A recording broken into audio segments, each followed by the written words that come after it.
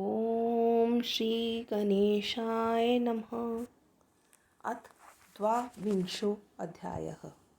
ब्रह्मोवाच तवयै देव मुने याते पार्वतीहृष्टमानस तपः साध्यं हरं मेने तपोर्थं मन आदधे ततः साखयो समादाय जयाम च विजयां तथा मात्रं पित्रं चैव सखीभ्यां परयपृच्छत् प्रथमं पितरं गत्वा हिमवन्तं नागेश्वरम् पर्यपृच्छत् सुब्रह्मण्य विनयेन समान्विता सख्या ऊचतुः हिमवंश्यतां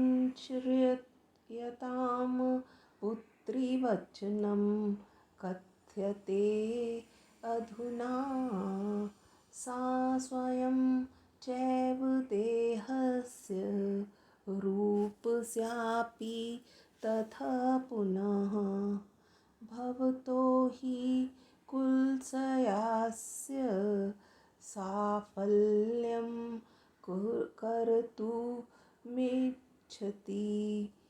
तपसा साधनीयो असो नान्यथा दृश्यतां व्रजेत् तस्माच्च पर्वतश्रेष्ठः देय आज्ञा भवता अधुना तपः कर्तु गिरिजावनं गतवेति सादरं ब्रह्मोवाच इत्येवं च तदा पृष्टः सखीभ्यां मुनिसतं पार्वत्या सुविचार्याथ गिरिराजो अब्रवीदितं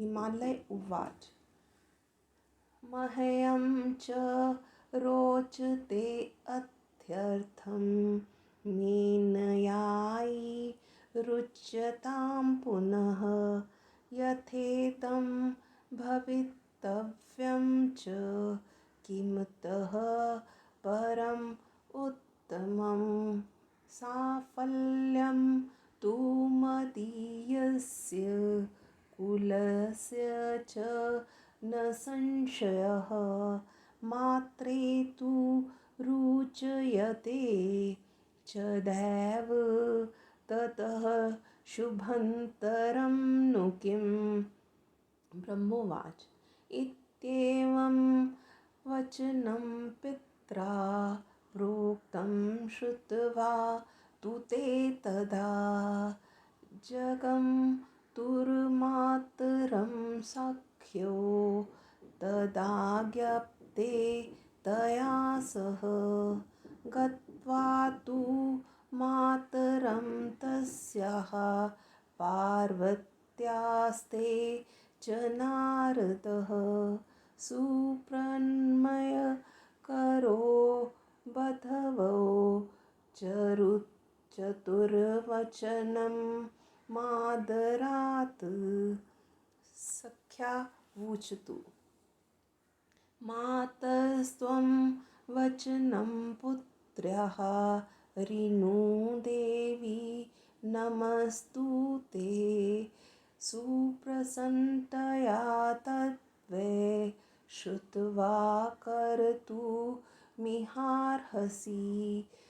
तप्तु कामा तु ते पुत्री शिवार्थं परं तपः प्राप्तानुज्ञा पितुश्च तुभ्यं च परिपृच्छति इयं स्वरूप साफल्यं कर्तु कामा पतिव्रते त्वदाज्ञा जायेत तप्यते च तथा तपः। ब्रह्मोवाच इत्युक्त्वा च तथा सख्यो तूष्णीमास्तां मुनीश्वरः नाङ्गीचकार मेनासा त्वद्वाक्यं खिन्नमानसः। ततः सा पार्वती प्राह स्वयमेवाथ मातरं करो बद्धवा विनीतात्मा स्मृत्वा शिवपदाम्बुजं।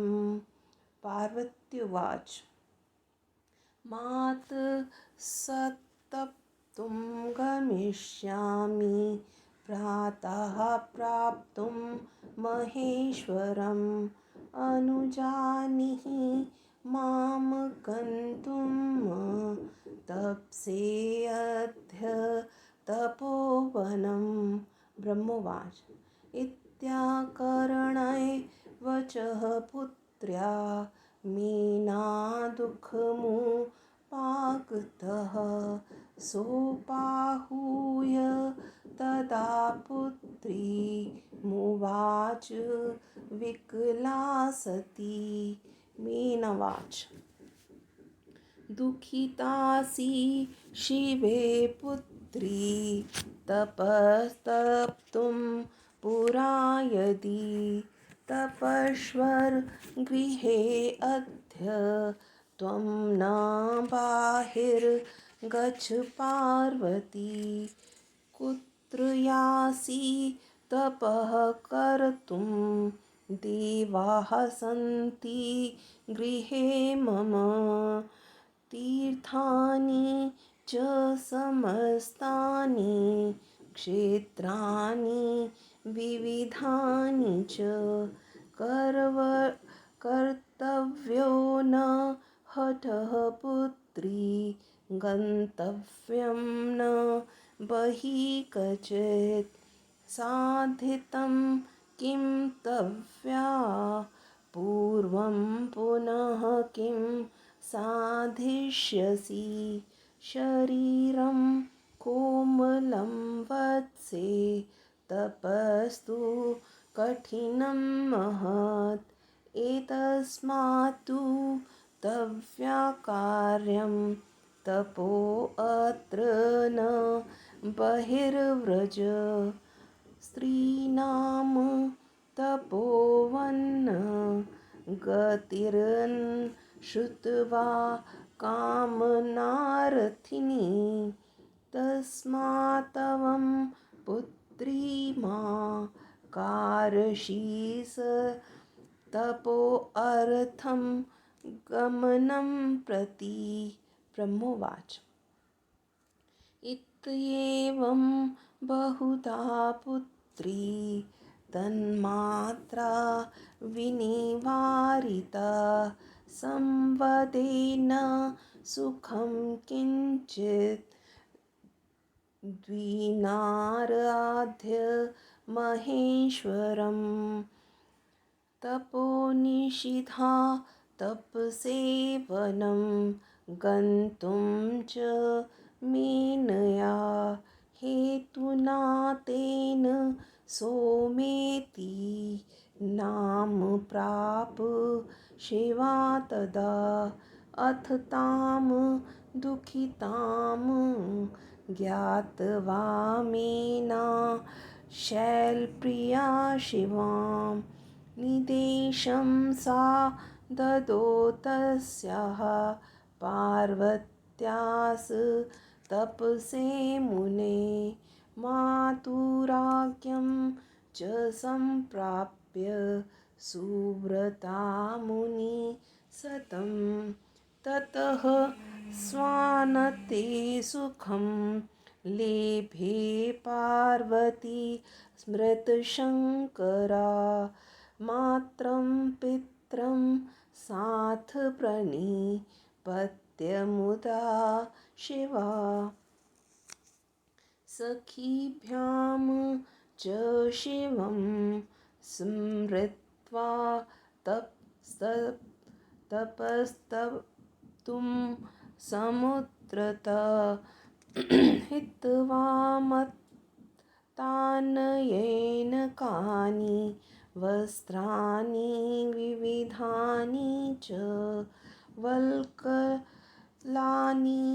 धृतान्याशु मोञ्जीं बद्ध्वा दुशोभनां हित्वाहारं तथा चर्म मृगस्य परमं धृतं जगाम तपसे तत्र गङ्गावतरणं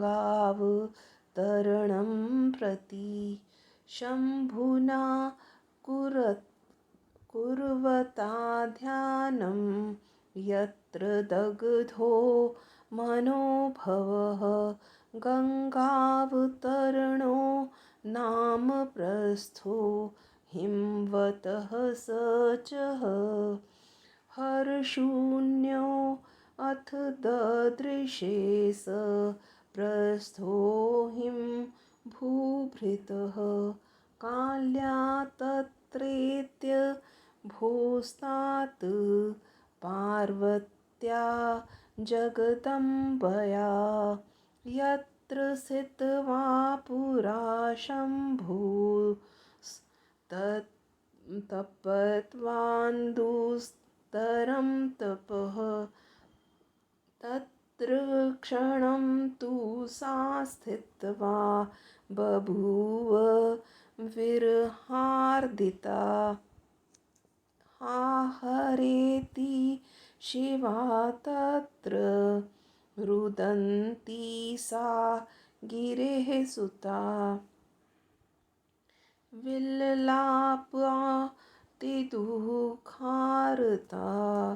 चिन्ताशोकसमन्विता तत्श्रीचरणे सामोहं धैर्यात् संस्तभ्य पार्वती नियमाया भवतत्र दीक्षा वस्तुता तपश्चकार सा तत्र ऋङ्गीतीर्थे महोत्मये गौरीशिखरनामासीत् तपः करणाधि ततः सुन्दराश्च द्रुमास्तत्र पवित्राः शिवया मुने आरोपिताः परीक्षार्थं तपसः फलभागिनः भूमिशुद्धिं ततः कृत्वा वेदीं निमार्य सुन्दरी तथा तपः समार्बधं मुनिना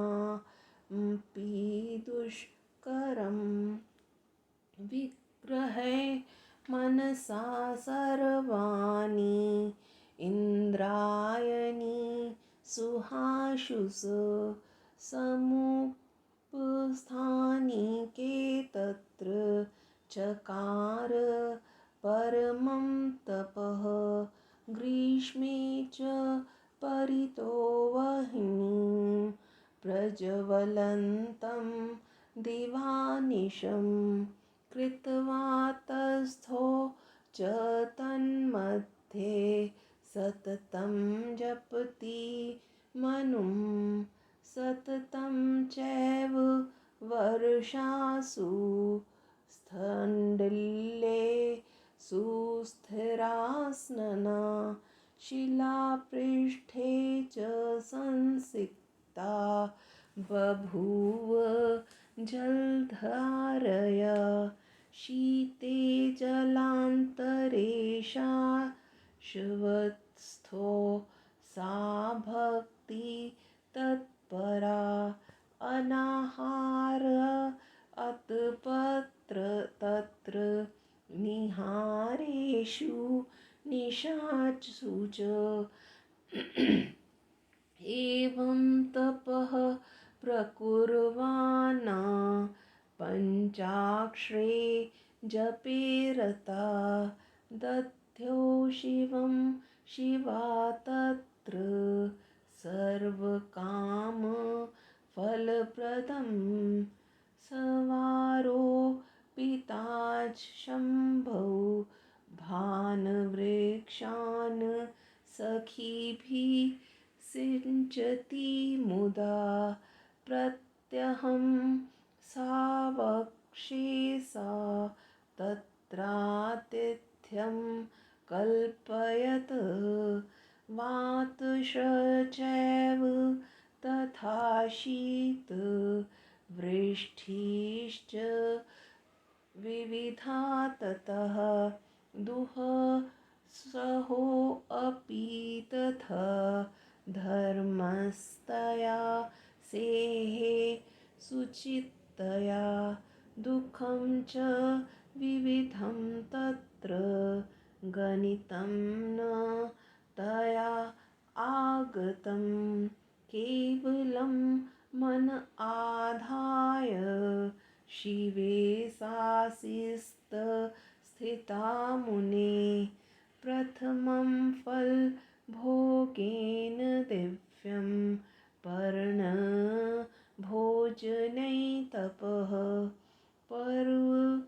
प्रकुर्वती देवी क्रमाणि नये स्मिताः समा ततः पर्णान्यः अपि शिवा निरस्य हिं वत्सुता निराहारा अभत् देवी तपश्चरण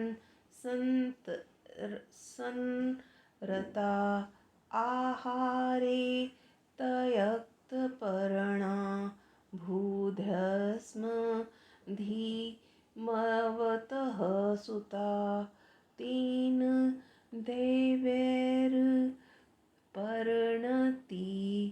कथिता नाम तः शिवा एकपाद स्थिता सासि चक्षिमं संस्मृतये पार्वती पञ्चाक्षरं जपन्ती च मनुं तेपे तपो महत् चीरवल्कलसंविता जटा संघातधारिणीः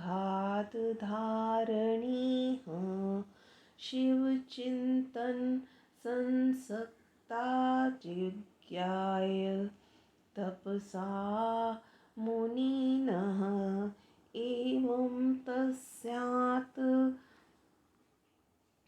पश्यन्त्याश्च चिन्तयन्तया महेश्वरं त्रीणि वर्षसहस्राणि जगमुः काल्यास् सप्तपोवने षष्टिवर्षसहस्राणि यत्र तेपे तपोहरः तत्र क्षणमथोषित्वा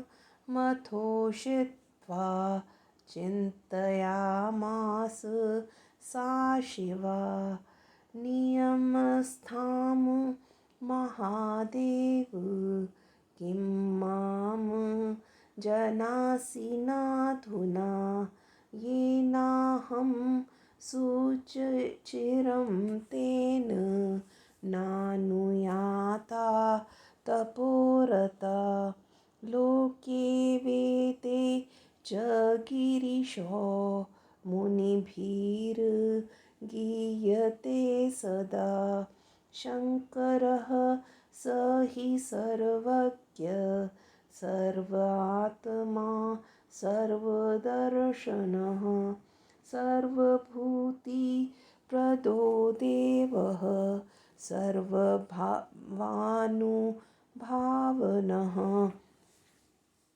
भक्ताभीष्टप्रदो नित्यं सर्वक्लेशनिवारणः सर्वकामान् परित्यज्य यदि चाहं वृषधवजे अनुरक्ता तदा सोऽत्र सम्प्रसीदतु शङ्करः यदि नारद तन्त्रोक्त मन्त्रो जपतः शराक्षरः सुभक्तया विधिना नित्यं सम्प्रसीदतु शङ्करः यदि भक्तया शिवस्याहं निर्विकारा यथोदितं सर्वेश्वरस्य चातयन्तं सम्प्रसीदतु शङ्करः एवं चिन्तयति नित्यं तेऽपि सुचरिं तपः अधोमुखी निर्विकारा जटावल्कलधारिणीः तथा तया तपस्तप्तं मुनीनामपि दुष्करं स्मृता च पुरुषास्तत्र परमं विस्मयं गतः दर्शनार्थं हि समाजग्मुश्च ते अखिलः धन्यानिजानमन्यमाना जगदुश्चेति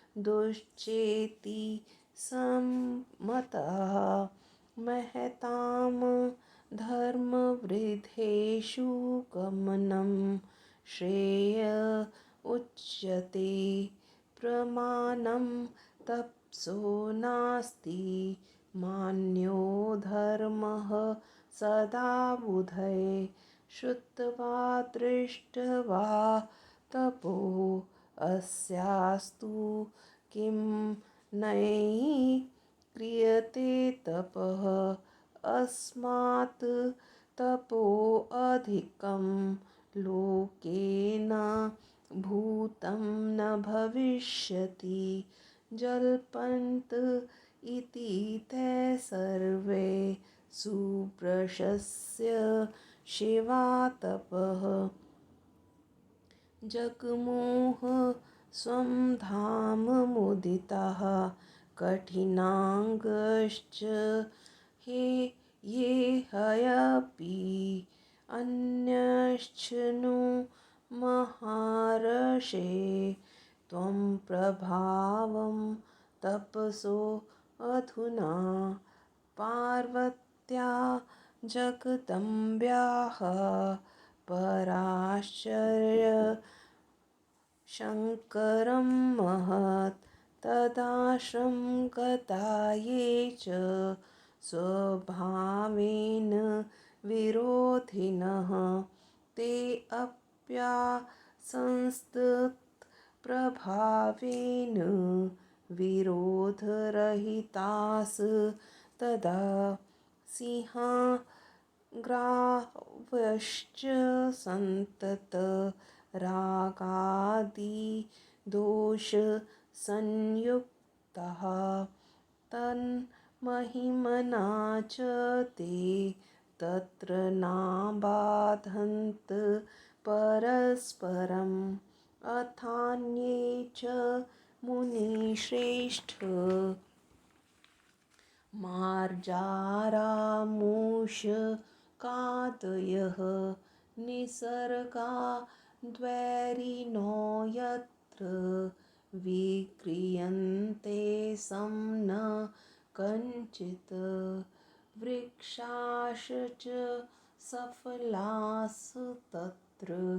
तृणानि विविधानि च पुष्पाणि च विचित्राणि तत्रासन् मुनिसतं तद्वनं च तदा सर्वं कैलासे नोपमान्वितं जातं च तपसः तस्याः सिद्धिरूपं भूतदा।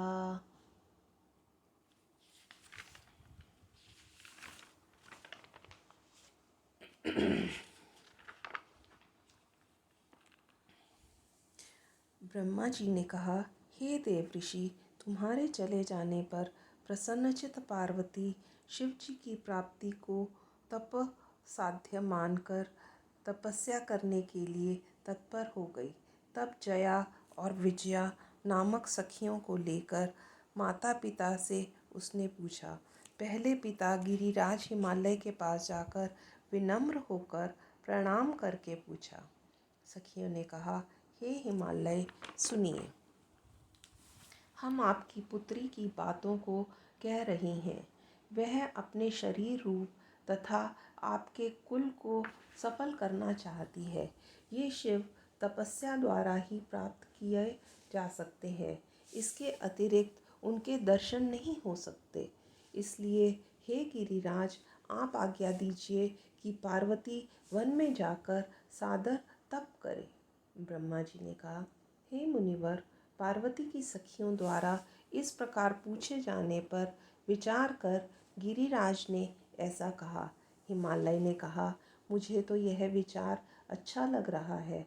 ज़रा मीना से भी पूछ लो। यदि ऐसा हो जाए तो इससे अच्छा क्या होगा।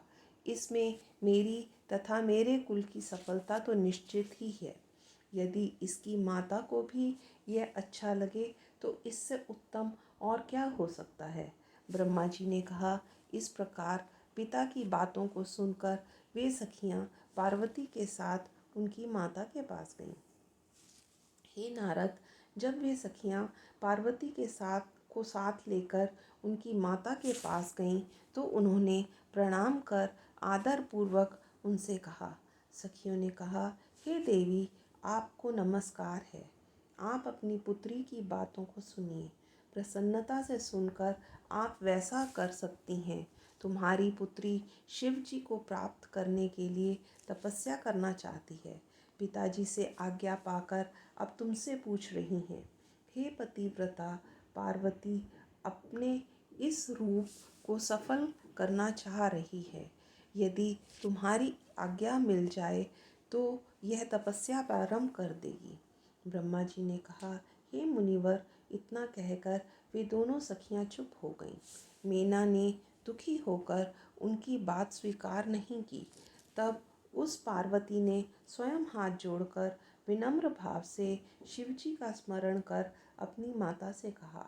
पार्वती ने कहा, हे माता, मैं कल प्रातःकाल शिवजी को प्राप्त करने के लिए तपोवन में तपस्या करने जाऊंगी। मुझे जाने की आज्ञा दीजिए। ब्रह्मा जी ने कहा। पुत्री के इन वचनों को सुनकर मीना दुखी हुई। व्याकुल होकर उसने पुत्री को पास बुलाकर कहा। मीना ने कहा, हे शिवा, हे पुत्री, यदि तुम तपस्या करना ही चाहती हो तो घर में ही तपस्या करो। हे पार्वती, बाहर मत जाओ। तुम तपस्या करने कहाँ जाती हो?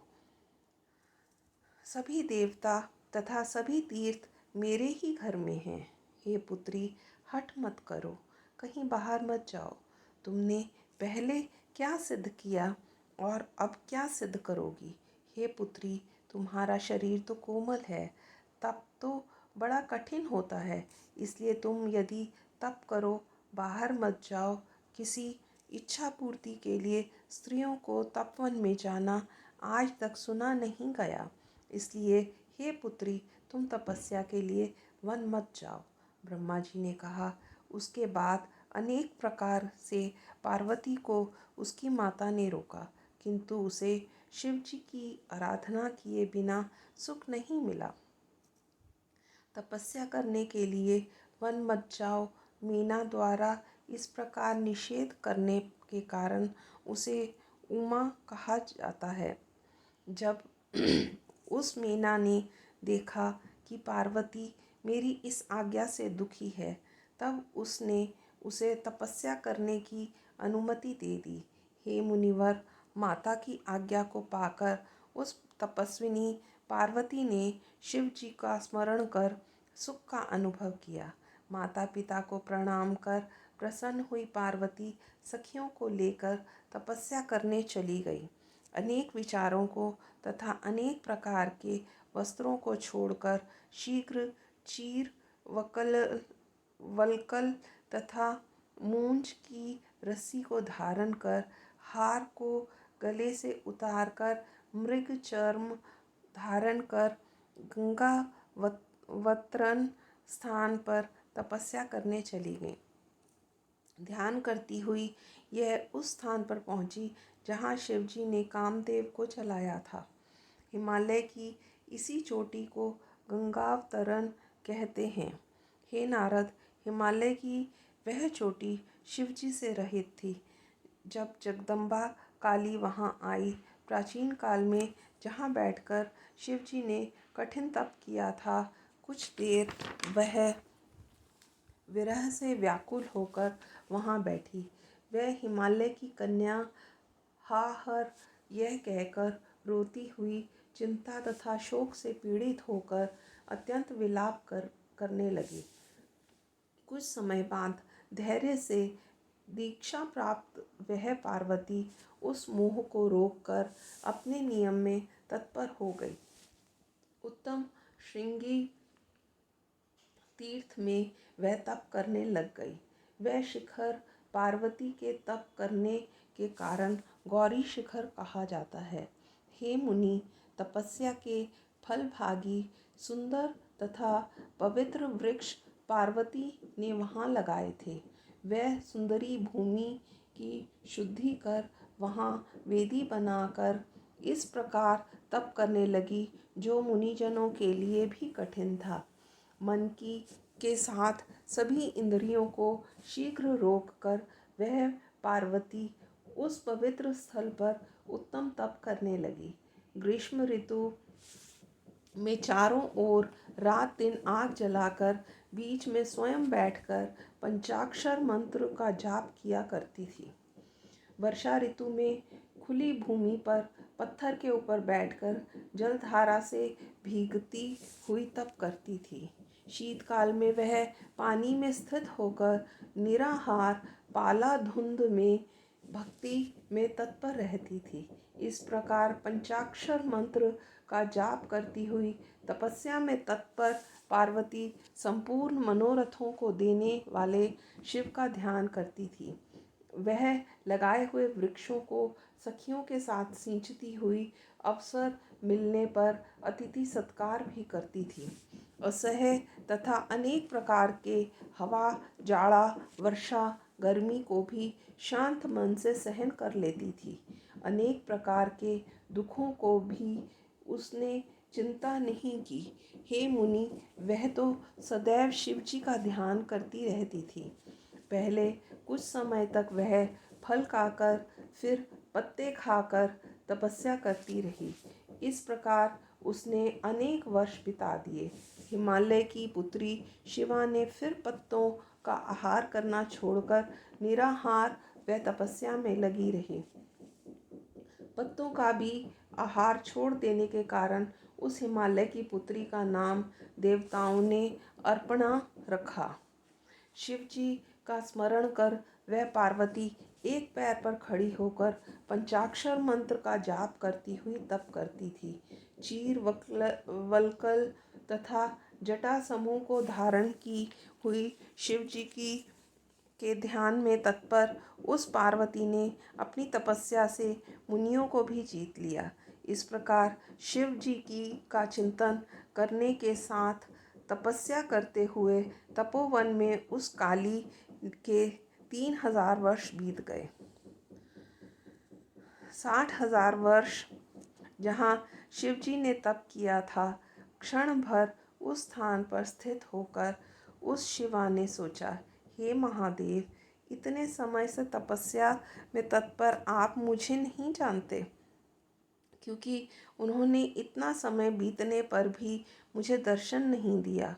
लोक तथा वेद में मुनिजनों द्वारा शिव जी की स्तुति की जाती है। वे शिव सर्वज्ञ हैं, सबकी आत्मा हैं और सब कुछ देखते हैं, सबको ऐश्वर्य प्रदान करते हैं। सभी लौकिक तथा अलौकिक भावों से वे अनुभावित हैं, भक्तों की इच्छा को पूरा करते हैं और सभी कष्टों को दूर करते हैं। यदि मैं अपनी सभी इच्छाओं को छोड़कर शिव जी के चरणों में अनुरक्त हूँ, तो वे शिव मेरे ऊपर प्रसन्न हों। यदि नारद तंत्रोक्त पंचाक्षर मंत्र का मैंने भक्ति से विधि पूर्वक प्रतिदिन जप किया है, तो शिव जी प्रसन्न हों। शास्त्रोक्त विधि से सर्वेश्वर शिव की मैंने भक्ति की है, तो शिव जी मुझ पर प्रसन्न हों।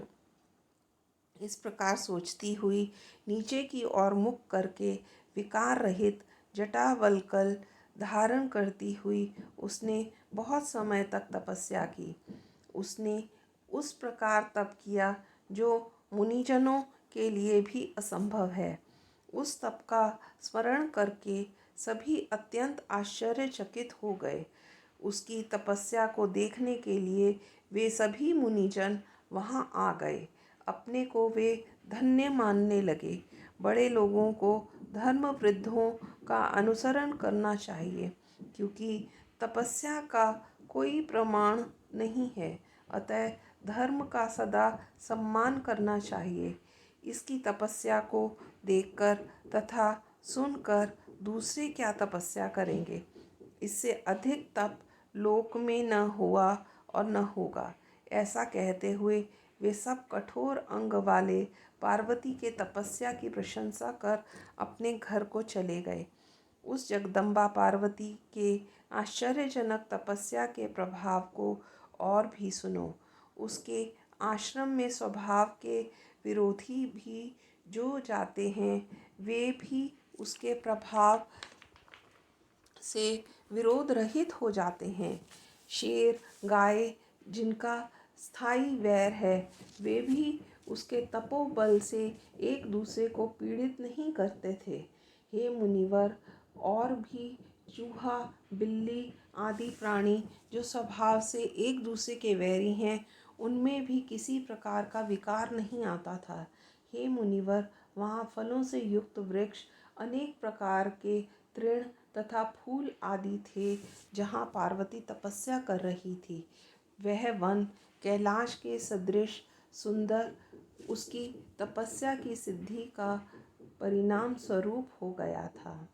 इस प्रकार शिव महापुराण में पार्वती तप वर्णन नामक 22वां अध्याय समाप्त हुआ।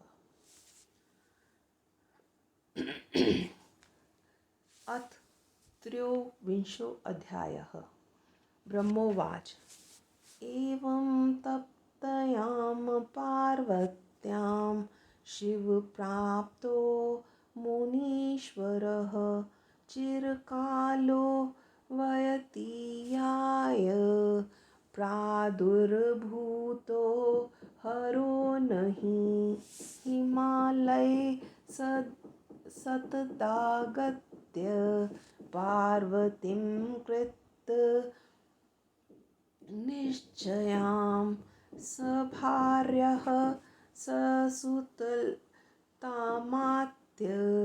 उवाच परमेश्वरं।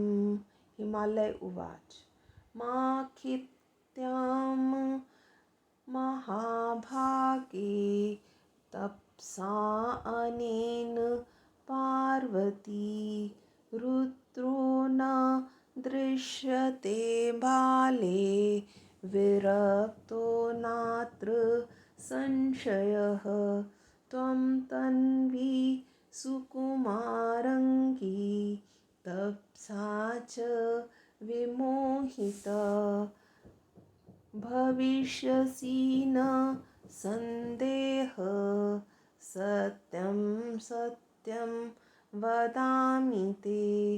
तस्मात् दुष्टिष्ठ चैहि त्वं स्वगृहं वर्णिनि।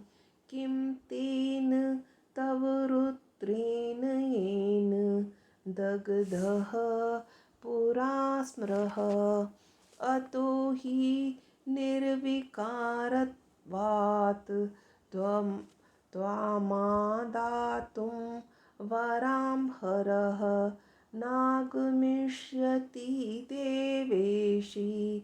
तं कथं पार्थयिष्यसि गगनस्थो यथा चन्द्रो गृहीतुं नहि शक्यते।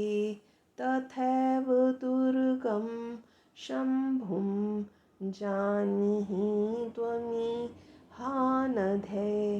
ब्रह्मोवाच तथैव मेनया चोक्ता तथा सहयाद्रिना सती मेरुना मन्दरेणैव मैनाकेन तथैव स एवमन्ये क्षितिर्धैर्यश्च क्रौञ्चादिभिर्नातुराः।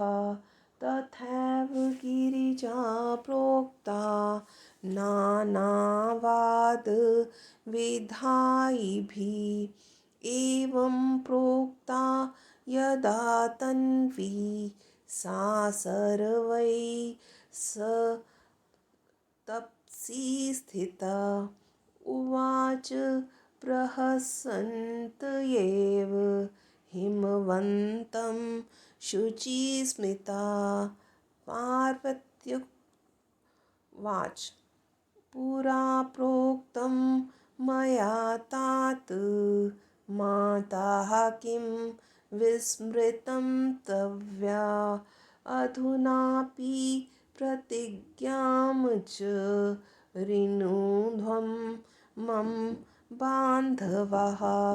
विरक्तो असो महादेवो येन दग्धो रुषा स्मरः। तं तोषयामि तपसा शङ्कराभक्तवत्सलं। सर्वे भवन्तो गच्छन्तु स्वं स्वं धाम प्रहर्षिताः। भविष्यत्येव तुष्टोऽसौ नात्र कार्या विचारणा। दग्धो हि मदनो येन दग्धं गिरिरेव वनं। तामानयिष्ये चात्रैव तपसा केवलेन हि। तपोबलेन महता सुसेव्यो हि सदाशिवः। जानीध्वं हि महाभाग सत्यं सत्यं वदामि वः। आभाष्य चैवं गिरिजा च मेनकाबन्धुं पितरं हिमालयं। तूष्णीं बभूवाशु सुभाषिणी शिवा समन्दरं पर्वतराजबालिका। जगमुत्स्थोक्ता शिव्या हि पर्वता यथा गतेनापि विचक्षणा सती। प्रशंसमाना गिरिजां मुहुः सुविस्मिता हेमनागेश्वराधया। गतेषु तेषु सर्वेषु सखीभिः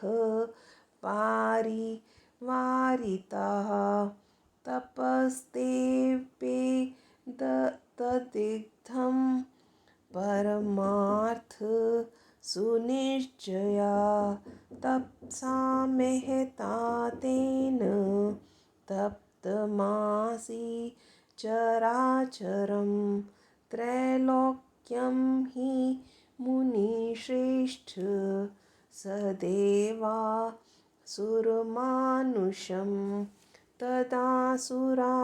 सुराः सर्वे यक्ष किन्नर चारणः सिताः साध्याश्च मुन्यो विद्याधरं हारिगः सप्रजापतयश्चैव गुह्यकाश्च तथा परे कष्टात् कष्टतरं प्राप्ताः कारणं न विदुः समततः सर्वे मिलित्वा शङ्कराध्या गुरुमन्त्रे विह्वलाः सुमेरोत्तप्त सर्वाङ्गाः विधिमां शरणं ययुः तत्र गत्वा प्रणमयाशु विह्वलानश्च सुतविशः उच्युः सर्वे च संस्तूय हयके पद्येन मां हि ते देवा उच्युः तव्यासृष्टमिदं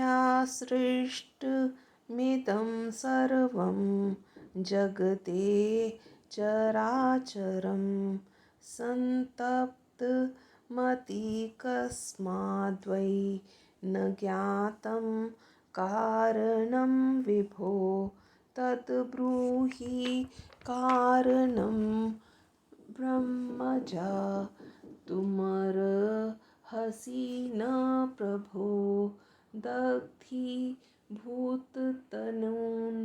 देवान् त्वतो नान्यो अस्ति रक्षकः ब्रह्मोवाच इत्याकर्ण्य वचस्तेषा महिमं स्मृत्वा शिवं हृदा विचार्यमानस सर्वं गिरिजया तपः फलं दग्धं विश्वमिति ज्ञात्वा तैर्सर्वैर्सादरात् हरये तत् कथितुं क्षीराब्धिमगमं धृतं तत्र गत्वा हरिं दृष्ट्वा विलसन्तं सुखासने सुप्रणम्य सुसंस्तूय प्रावोचं साञ्जलिसुरे त्राहि त्राहि महाविष्णो तप्तानः शरणागतान् तप्सोग्रेण पार्वत्या स्तपन्त्यः परमेन हि इत्याकर्ण्य वचस्तेषां स्मदादिदिवोकसां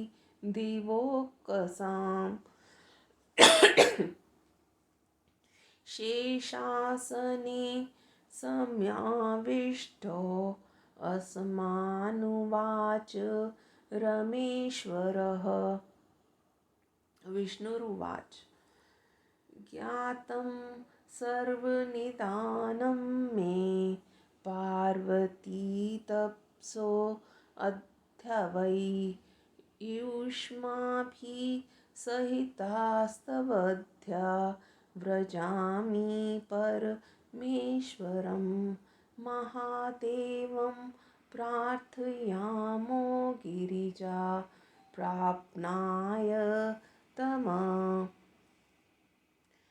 पाणिगृहार्थ मधुना लोकानां स्वसत्ये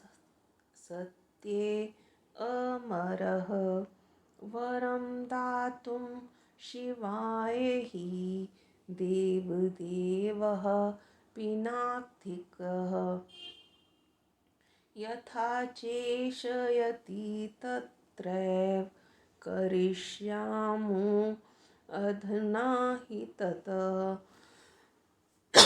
तस्माद्वयं गमिष्यामो यत्र रुद्रो महाप्रभु तप्सोग्रेण संयुक्तो अध्यास्ते परं मङ्गलः विष्णोस्तद्वचनं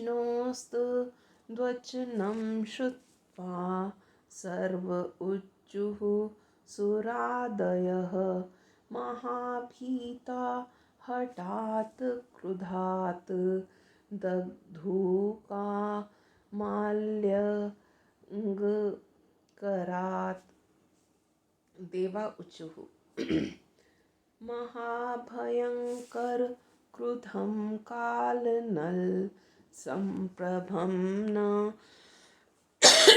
यास्यामो वयं सर्वे विरूपाक्षं महाप्रभुं यथा दग्ध पुरातेन मदनो दुरतिक्रमः तथैव क्रुद्धयुक्तो न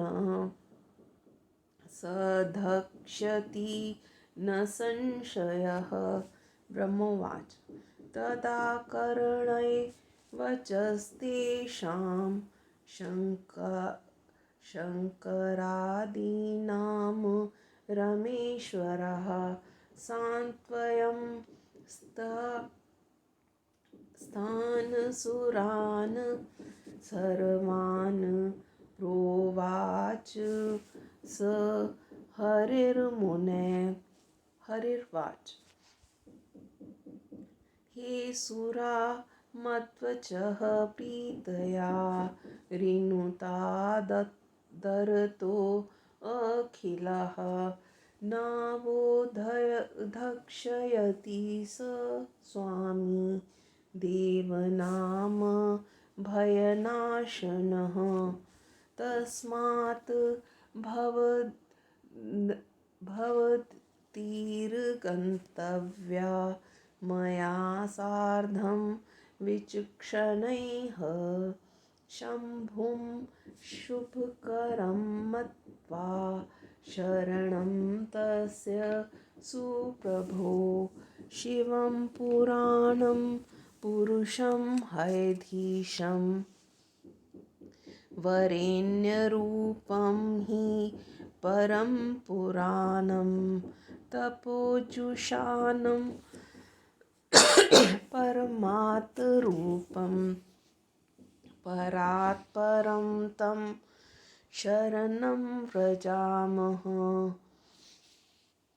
ब्रह्मोवाच एवमुक्ता सत्तदा देवा विष्णुना विष्णुना जगमुः सर्वे तेन सह द्रष्टुकामः पिनाकिनं प्रथमं शैलपुत्र्यास्तपो द्रष्टुं तदा क्षमं जग्मुर्मार्गविशास्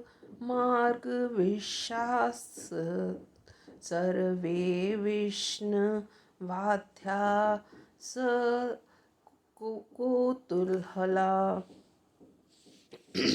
पार्वत्याः सुतपो दृष्ट्वा तेजस्ता व्यापृतास्तदा प्रणेमुस्तां जगद्धात्रीं तेजोरूपां तपः स्थितां प्रशंसन्त तस्याः साक्षात् सिद्धि तनोऽसुरा जग्मुस्तत्र तदा ते च यत्रास्ते वृषभध्वज तत्र गत्वा च ते देवास्त्वां मुने प्रेषयंस्तदा पश्यन्तो दूरतस्थस्थु कामभस्म कृतो हरात् नारद त्वं शिवस्थानं तदा गत्वा अभ्यः सदा शिवभक्तो विशेषेण प्रसन्नं दृष्टवान् प्रभुं पुनरागत्य यत्नेन देवानाहूय तास्ततः निनाय शङ्करस्थानं तदा विष्णवादिकान् मुने अथ विष्णवादयः सर्वे तत्र गत्वा शिवं प्रभुं ददृशुः सुखमासीनं प्रसन्नं भक्तवत्सलं योगपट् स्थितं शम्भुं गणेश च परिवारितं तपोरूपं दधानं च परमेश्वररूपिणं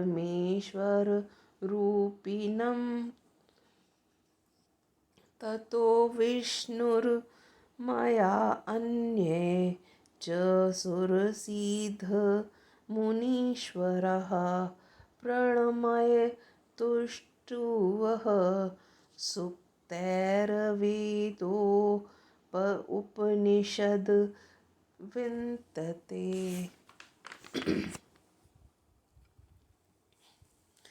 ब्रह्मा जी ने कहा, शिव जी की प्राप्ति के लिए पार्वती के इस प्रकार घोर तप करने पर भी बहुत समय बीत गया, किंतु शिव जी प्रकट नहीं हुए।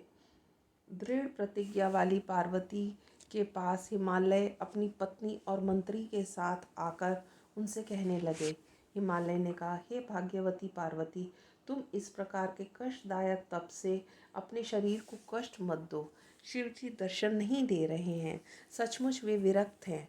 तुम दुबली पतली सुकुमार अंगों वाली इस तपस्या से मूर्छित हो जाओगी। मैं तुमसे सच कह रहा हूँ, हे सुंदरी, तुम उठो, घर चलो। उस शिव से तुम्हें क्या तात्पर्य है जिसने कामदेव को भी जला डाला? अतः वह निर्विकार शिव तुम्हें लेने के लिए नहीं आएगा। तुम उसको क्यों चाह रही हो? हे पार्वती, चरित्र वाली, हे पवित्र चरित्र वाली, जैसे आकाश में स्थित चंद्रमा को पकड़ा नहीं जा सकता, वैसे ही शिव जी को भी समझो। ब्रह्मा जी ने कहा, इसी प्रकार मेना ने, सहारती ने, मेरु पर्वत ने, मंदराचल ने तथा उनके भाई मैनाक ने भी कहा। इसी प्रकार क्रौंच आदि और पर्वतों ने भी स्वसतचित पार्वती से अनेक तर्क देकर कहा। तपस्या में स्थित उस पार्वती से जब सभी ने इस प्रकार कहा, तब हंसते हुए उसने हिमालय से कहा। पार्वती ने कहा, हे माता जी, हे पिताजी, मैंने पहले आप लोगों से कहा था, क्या आप मेरी प्रतिज्ञा को भूल गए? हे मेरे भाइयों, आप लोग भी सुनिए। महादेव विरक्त हैं, जिन्होंने क्रोध से कामदेव को भस्म कर दिया। मैं उन भक्तों के प्यारे शिव जी को अपनी तपस्या से प्रसन्न कर लूँगी। आप सब प्रसन्न होकर अपने अपने घर जाइए, वे अवश्य प्रसन्न होंगे। इसमें विचार नहीं करना। जिसने कामदेव को जलाया और जिसने गिरि का वन जला दिया, मैं उन्हें केवल अपनी तप शक्ति से यहाँ बुला लूँगी। बहुत बड़े तपोबल से सदाशिव का सेवन किया जा सकता है, ऐसा जानिए। मैं आपसे सत्य कह रही हूँ। इस प्रकार गिरिजा अपनी माता मीना से, भाई मैनाक से, पिता हिमालय तथा मंदराचल से कहकर चुप हो गई। आश्चर्यचकित तथा समझदार वे सभी हिमालय, सुमेरु आदि पर्वत पार्वती की बातों को सुनकर उसकी प्रशंसा करते हुए अपने स्थानों को लौट गए।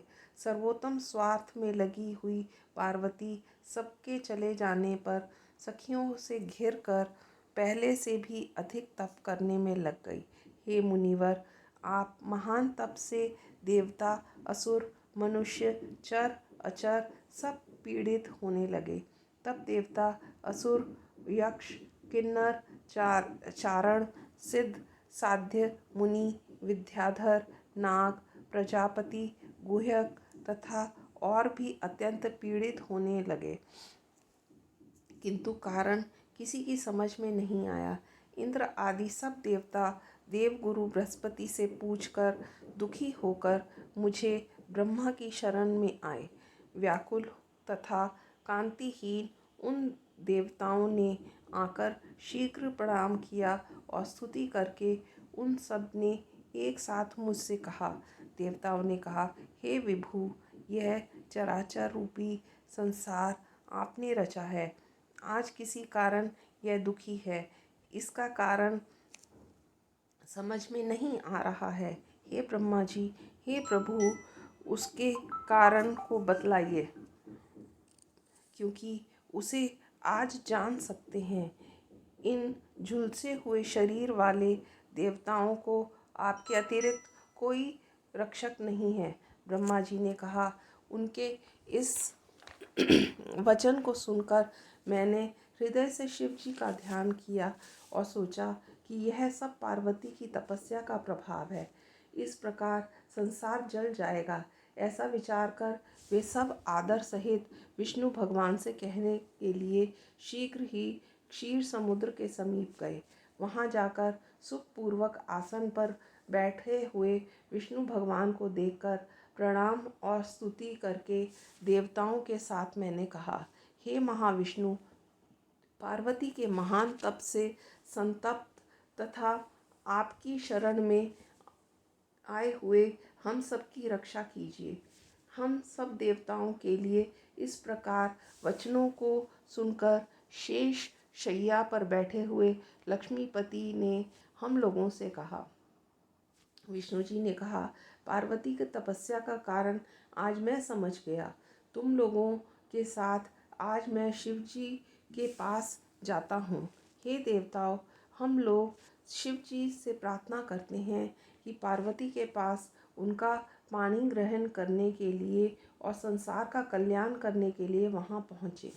और आज हम सब इस बात का प्रयास करेंगे कि पिनाकधारी महादेव पार्वती को वर दें।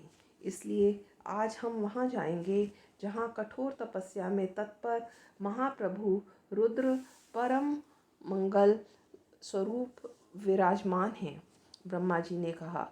विष्णु जी के उस वचन को सुनकर सभी देवों ने कहा, हम सब उस हट्टी, क्रोधी, जला देने वाले तथा प्रलयकारी शिव से डरते हैं। देवताओं ने कहा, महाभयानक प्रलयकार की अग्नि के समान क्रोधी उस विरूपाक्ष महाप्रभु के पास हम नहीं जाएंगे। जिस प्रकार पहले उन्होंने अजय कामदेव को जला दिया, उसी प्रकार क्रोध में आकर निसंदेह हम लोगों को भी जला देंगे। ब्रह्मा जी ने कहा। इस प्रकार इंद्र आदि देवताओं के वचनों को सुनकर हे मुनि सभी देवताओं को समझाते हुए विष्णु जी बोले। विष्णु भगवान ने कहा, हे देवताओं, आप सब मेरी बात को आदर से सुनिए। वे हम सभी देवताओं के स्वामी आपको निर्भय करने वाले हैं। वे आप लोगों को नहीं जलाएंगे। इसलिए आप सभी बुद्धिमान मेरे साथ उनकी शरण में चलिए, क्योंकि वे शिव जी सबका भला करते हैं। पुराण पुरुष, सबके स्वामी, वरण करने के योग्य, तपस्वी, परात्पर तथा परमात्मा स्वरूप शिव जी की शरण में जाते हैं। ब्रह्मा जी ने कहा, प्रभावशाली विष्णु ने जब देवताओं से ऐसा कहा तब सभी देवता शिव जी को देखने के लिए उनके साथ गए। वे सभी विष्णु तथा देवता रास्ता एक ही होने से पहले पार्वती की तपस्या को देखने के लिए उसके आश्रम में कौतूहलवश गए। पार्वती की तपस्या को देखकर तेजस्वी देवों ने तेज से युक्त तथा तपस्या में स्थित जगन माता को प्रणाम किया। साक्षात सिद्धि स्वरूप वाली उनके तप की प्रशंसा करते हुए वे देवता शिव जी के पास पहुँचे।